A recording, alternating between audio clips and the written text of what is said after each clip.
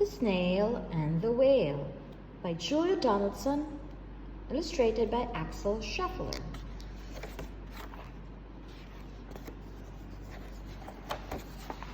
This is the tale of a tiny snail and a great big gray-blue humpback whale.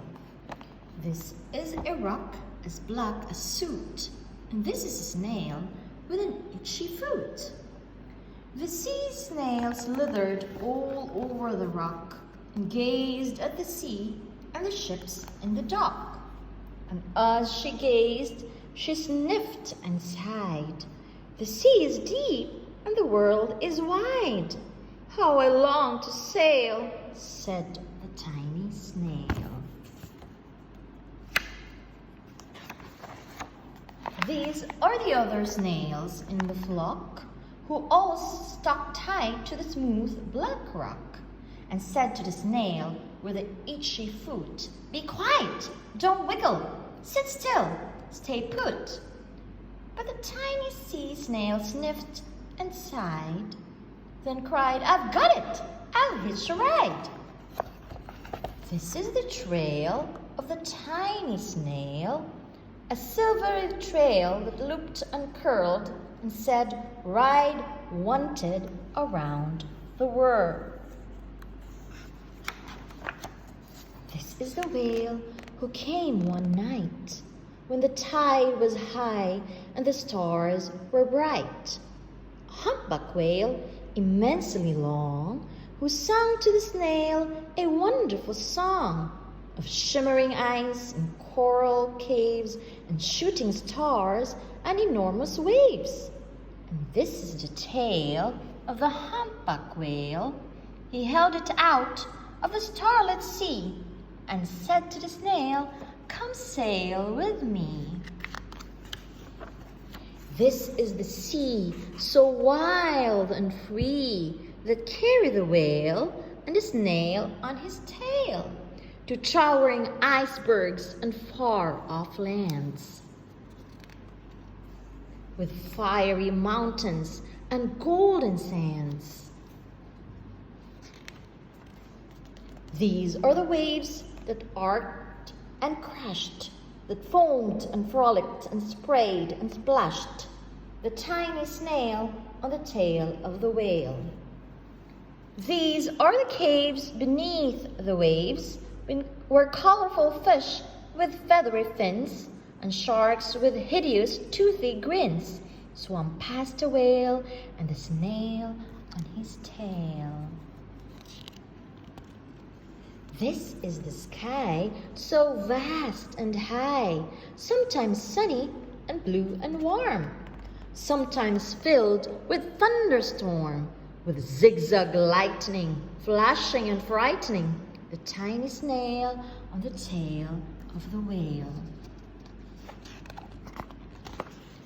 And she gazed at the sky, the sea, the land, the waves and the caves and the golden sand.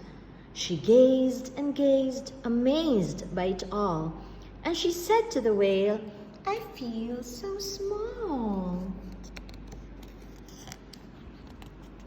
But then came the day the whale lost his way. These are the speedboats running a race, zigging and zooming all over the place, upsetting the whale with their ear-splitting roar, making him swim too close to the shore. This is the tide slipping away.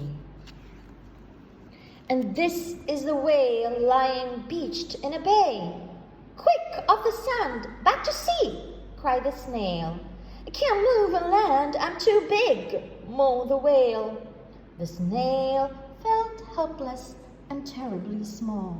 Then, "I've got it," she cried, and started to crawl.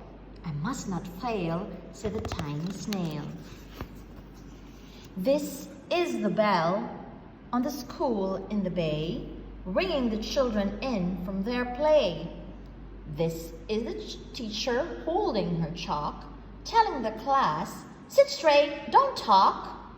This is the board as black as soot, and this is the snail with the itchy foot.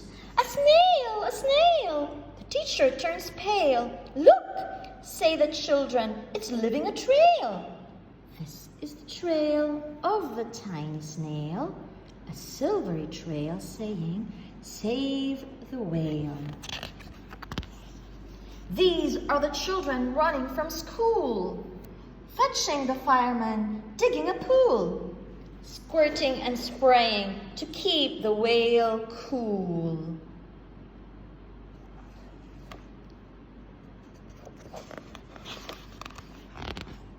This is the tide coming into the bay. And these are the villagers shouting hooray! As the whale and the snail travel safely away.